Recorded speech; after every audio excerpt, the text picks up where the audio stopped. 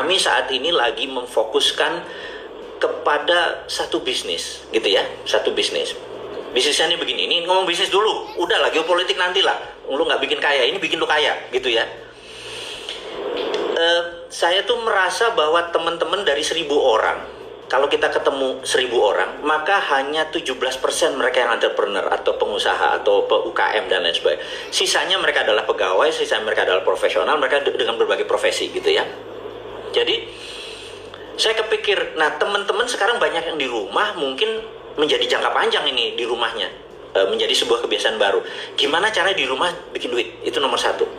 Yang kedua adalah, dulu kira-kira 4-5 tahun yang lalu teman-teman ingat, kalau kita ngiklanin di Facebook atau kita ngiklanin di IG gitu ya, IG mungkin belum sekencang masih Facebook lagi ya, terus atau Google Ads gitu ya, pakai Google. Itu kalau kita ngeluarin 1 juta, kita rata-rata dapat 4 juta salesnya gitu ya. Ini sekedar nginget nih. Saya tahu otak teman-teman tadi masih kebakar urusan bernegara, tapi kita bisnis adalah realita. Yang bayar rekening kita tanggal 20 ya bisnis gitu. Kalau politik itu nggak tahu dapat duitnya dari mana. Kalau dapat duit dari politiknya nggak enak kayaknya, dari jabatan, dari nggak keren gitu ya. Oke, balik lagi. Kalau dulu kita mengiklan 1 juta, itu biasanya dapat 4 juta gitu. Itu pengalaman. Jadi kita ngutik naruh 1 juta dapat 4 juta, 1 juta dapat 4,5 juta, kira-kira. Tapi semakin orang sadar dan tahu apa yang terjadi, semakin banyak orang pasang iklan. Ternyata sekarang masang 1 juta nggak bisa 4 juta atau 5 juta lagi. Sekarang masang 1 juta paling top 3 jutaan gitu ya. Sehingga ditambah produk kita kurang untung. Bahkan saat ini kita ngiklan 1 juta, paling omsetnya 1 juta juga. Jadi makin berat karena pasarnya crowded, orang makin banyak ngiklan gitu ya, makin banyak ngiklan. Ternyata pasar itu ketat sekali. Kita lagi mikir, kayaknya ada cara yang powerful nih.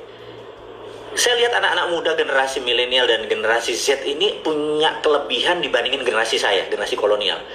Kalian itu baik, suka nge-share. Apa aja nge-share? Lucu nge-share, lucu komen, gitu ya. Jadi saya pikir budaya ini budaya baik nih, dan orang Indonesia tuh budaya givingnya, budaya memberinya tuh baik banget gitu ya. Saya pikir kenapa nggak dimanfaatin? Jadi kalau teman-teman nge-share, gratis aja kita nge-share. Kalau nge-share-nya dibayar 2.000, mungkin lebih seru nih. Kita bicara bukan angka yang aneh, bukan 200 juta gitu ya, 2.000, 3.000 gitu ya. Nah, satu sisi, teman-teman yang punya produk tadi, katakanlah saya punya jamu gitu, saya mau jual, yang dulu saya taruh 1 juta nggak bisa jualan, kenapa nggak saya taruh juga di sosial media teman-teman?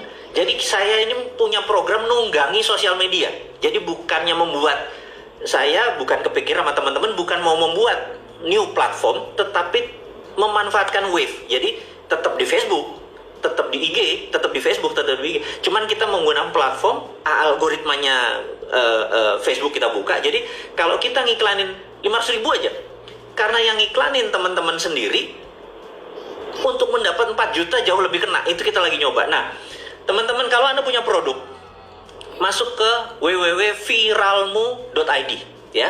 Di viralmu.id produk Anda masukin, yang biasa Anda taruh 5 juta iklan, 2 juta iklan, 1 juta iklan, coba 300.000 aja. Gitu ya. Coba 300.000, dan terus Anda kasih, kalau yang nge-share ada yang kasih 1.000, ada yang kasih 2.000, sekarepmu. Teman-teman anggap ini jadi peluang. Nah, di satu sisi Anda bisa menjual dengan lebih murah, di sisi lain teman-teman yang lagi leyeh-leyeh tadi bisa dapat income karena nge-share.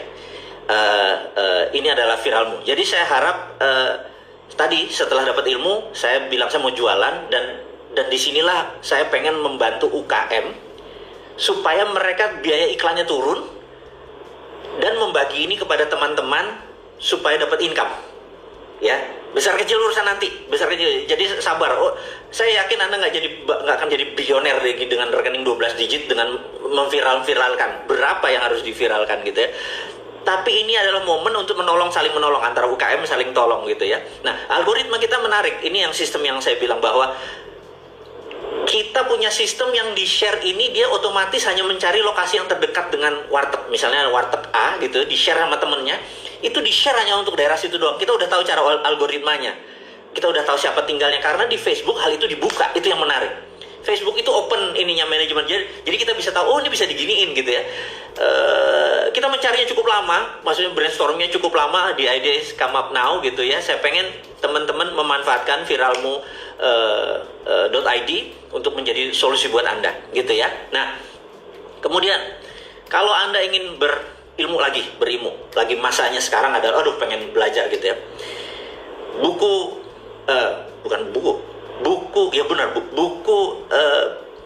bisnis nggak seanjing itu kawan, itu powerful banget karena saya baru tambah kurangi lagi.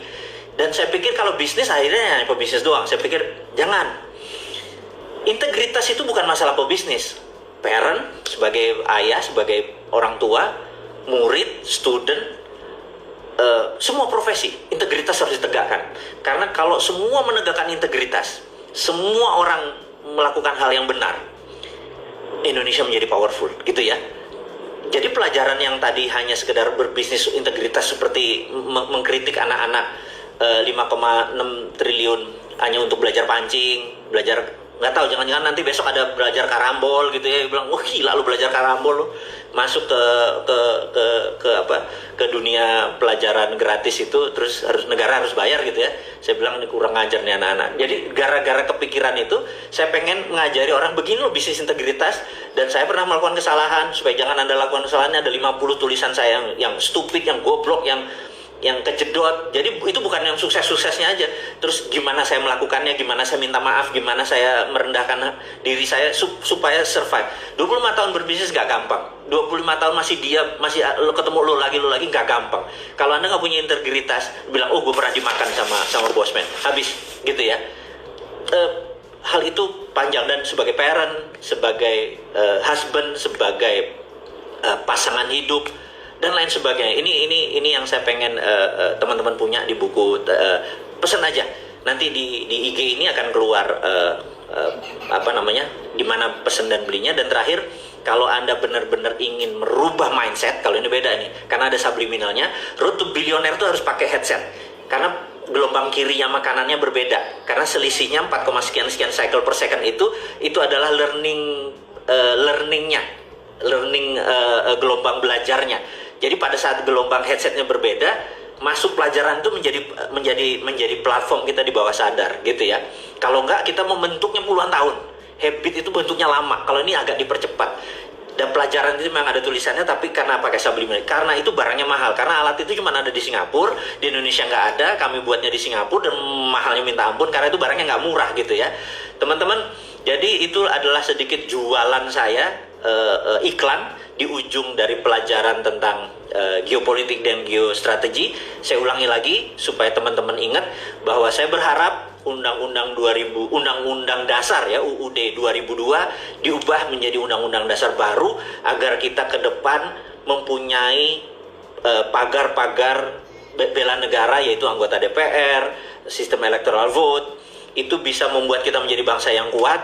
Kemudian sovereign wealth fund, apa yang distrategikan oleh Bung Karno, yang benar niatnya, tapi caranya waktu itu mungkin tidak dengan kekuatan yang lain sebagainya. Sekarang kita toto yang benar, supaya kita bisa sovereign wealth fund, rupiah ini $1 jadi Rp1. Itu dengan kekuatan sumber daya yang kita. Dan syaratnya satu, jangan dikeduk. Jadi SWF itu, sovereign wealth fund itu, kalau dibilang oh kita mengeduk tambang, itu membuat aset kita hilang, gak sovereign lagi, tidak berdaulat lagi. Tapi biarin buat anak cucu kita, jangan ditambang. Value-nya saja yang kita angkat, kita jadikan paper. Dan karena 1:1 antara paper dengan ini, paper itu lebih powerful daripada kita dolar yang saat ini di printing tanpa sebab. Jadi mudah-mudahan teman-teman, hari ini Anda dapat sesuatu yang baru. Hari ini kita bersemangat baru, Indonesia baru. Saya tidak ingin ada perang, tetapi sekali lagi, kalau ada perang, ini ada opportunity kita. Kalau COVID ini lama, jadi ini COVID kill life. Emang benar COVID membunuh manusia atau membunuh kehidupan. Tapi slow government response kill everything. Jadi lambatnya keputusan pemerintah itu membunuh semuanya. Dan saya nggak berharap kita salah kaprah, salah analisa, salah data, sehingga semuanya jadi lambat, terus malah kitanya bubrah. Biarin Cina sama Amerika bubrah, biarin dunia bubrah, tapi Indonesia harus solid, keputusan harus cepet, dan peluangnya adalah SWF. Sovereign Wealth Fund itu dipakai untuk solusi anak bangsa. Kalau nggak ngerti, panggil bosman, kemanapun, ngomongin Sovereign Wealth Fund. Dan Anda harus ada hal yang penting, harus biji, Anda harus berani, gitu ya. Jangan sampai pinter doang, biji lu nggak ada gitu ya. Percuma jadi pemimpin. Dari saya cukup sekian. Sukses buat Anda semua, semangat buat Anda semua. Mohon maaf lahir batin jika ada perkataan saya yang menyinggung. Niat saya adalah mengajari dan mengingatkan, begitu juga diri saya. Sukses buat Anda semua. Wassalamualaikum warahmatullahi wabarakatuh.